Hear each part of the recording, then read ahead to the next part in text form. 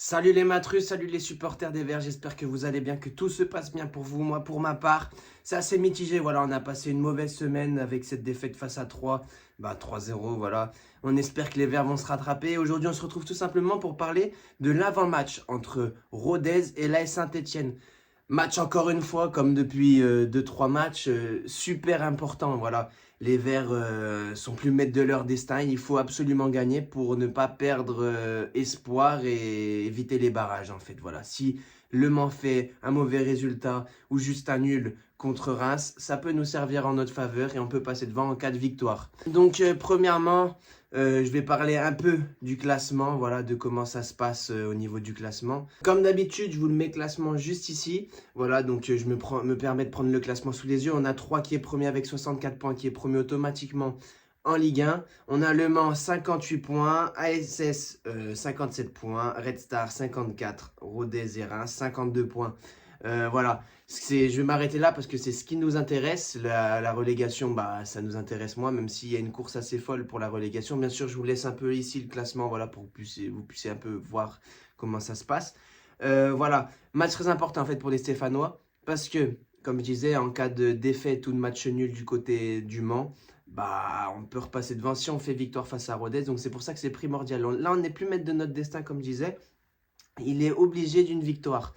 Et il faut sortir en plus de cette mauvaise phase, si on arrive tout simplement à jouer les barrages. Il ne faut pas qu'on soit sur ce bilan négatif de fin de saison. Il faut qu'on arrive à réengranger des victoires assez vite. Voilà, il ne faut pas rester sur le négatif.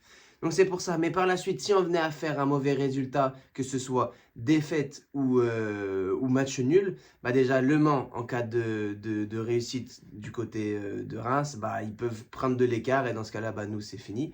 Et en plus, Rodez, si eux font un bon résultat, ils peuvent nous recoller à être un point d'écart à nous en cas de, ex aequo ou un point d'écart en fonction du résultat. Donc voilà, il faut faire vraiment attention. Rien n'est acquis encore. Rien n'est acquis. Rien n'est fait. Tout peut se jouer encore. Tout est possible, mais vraiment tout est possible. Donc, par la suite, je vais parler un peu de l'infirmerie. Voilà, c'est important. La dernière fois, je n'avais pas su répondre. Là, maintenant, en plus, il y a beaucoup plus de blessés qu'avant. Donc là, j'ai pas le choix d'en parler. Donc je me suis permis de faire ma petite note. Voilà. Donc on a Julien Le Cardinal qui est incertain. On a Zuriko Davitashvili qui est suite au match contre 3 qui est victime d'une entorse à la cheville. Donc à mon avis, ça serait peut-être fin de saison. On ne sait pas s'il reviendra face à Amiens. Je ne sais pas. Les barrages, on ne sait pas. Voilà, ça, on ne sait pas encore. Après, on a Lamba, c'est fin de saison. On a une fracture de fatigue tout simplement pour lui. Voilà. Malheureusement, il n'aura pas fait une grande saison avec nous. Et c'est assez dommage, hein, franchement. On a Mouefek, un certain pareil. Il a reçu un coup au mollet. Donc là, on ne sait pas trop. Voilà, c'était un peu là, je l'ai vu là il y a quelques minutes, un peu ce résumé-là de l'infirmerie. C'est Philippe Montagnier en conférence de presse qui a fait part du retour. Autant vous dire que c'est loin d'être gagné ce match face à Rodez, sachant que voilà, Rodez est invaincu depuis le 29 novembre 2025. Voilà, ils ont perdu en Coupe de France face à Canet, voilà 1-0. Ça montre quand même leur bonne dynamique et ils sont prêts pour nous battre et faire un résultat contre nous. Et voilà, donc bien sûr, ils sont sur les 5 matchs précédents, ils sont sur 3 nuls et 2 victoires.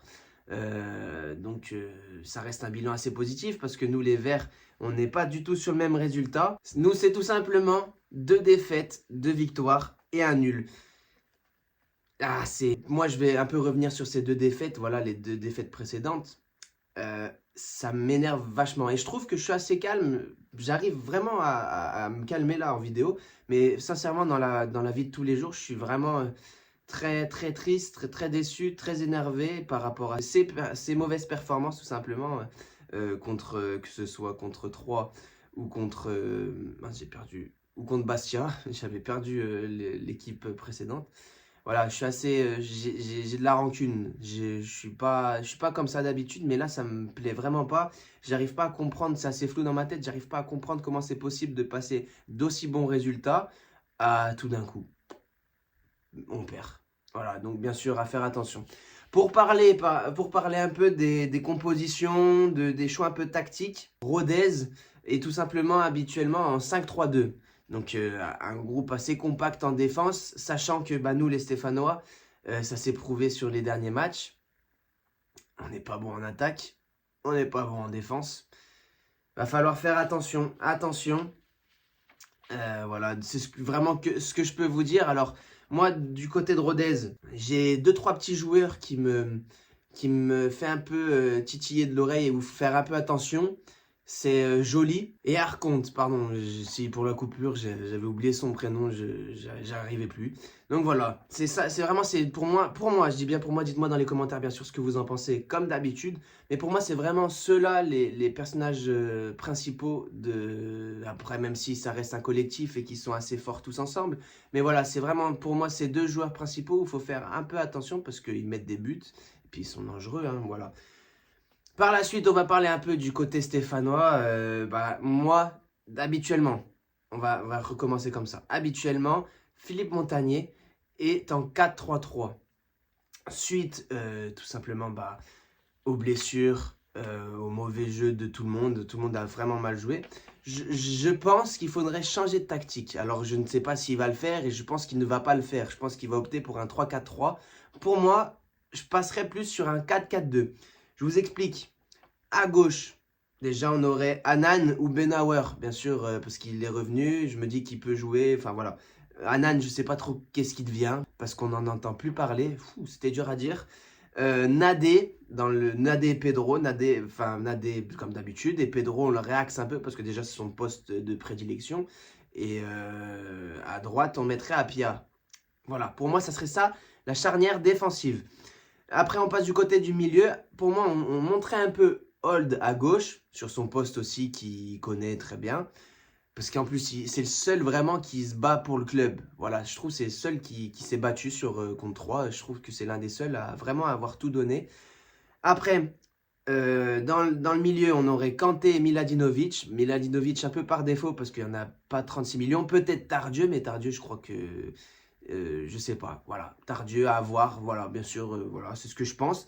Et à droite, Boakier, parce qu'à droite, je trouve qu'il peut apporter offensivement, enfin voilà. Pour moi, ça serait vraiment ça. Dites-le moi dans les commentaires ce que vous en pensez, bien sûr. N'hésitez pas, hein, vraiment, je regarde tous les commentaires, je vous vois tous. Donc voilà, et après, nos deux pointes, ça serait Stassin et Cardona. Pour moi, ils s'entendent bien.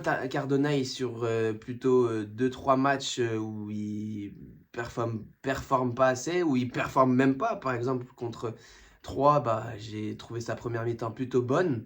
Mais la deuxième était minable, comme toute l'équipe. De toute façon, je ne vois pas pourquoi on s'attarde que sur lui.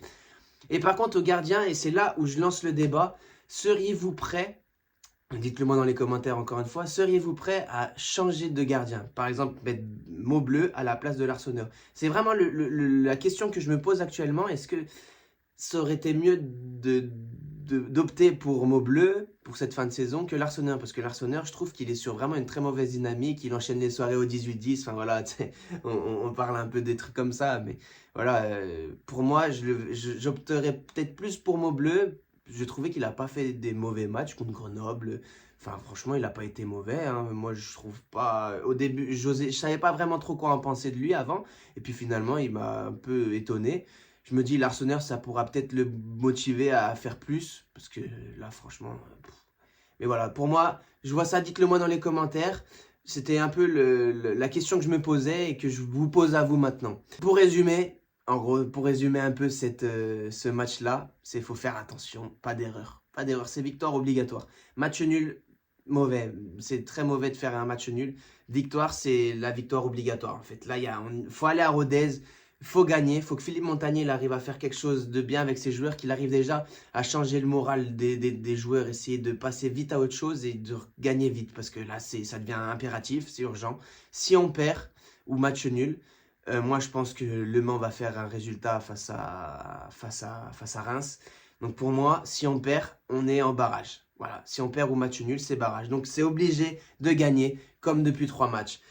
Sur ce, les matrus, c'est tout ce que j'ai à vous dire. J'espère que cette vidéo vous a plu, que vous allez passer un bon week-end avec une victoire des Verts, je l'espère. Alors, je ne sais pas si le débrief du match, je le ferai juste après le match ou à froid, à chaud, bref, je ne sais pas. On verra, ça sera un peu à l'improviste comme d'habitude. Mais voilà, merci en tout cas pour votre écoute. Et on n'oublie pas, le plus important, c'est de s'abonner, de liker, de commenter, de partager à tout le monde. Il faut que toute la Loire nous voie. Et voilà, on n'oublie pas le plus important. Allez les Verts!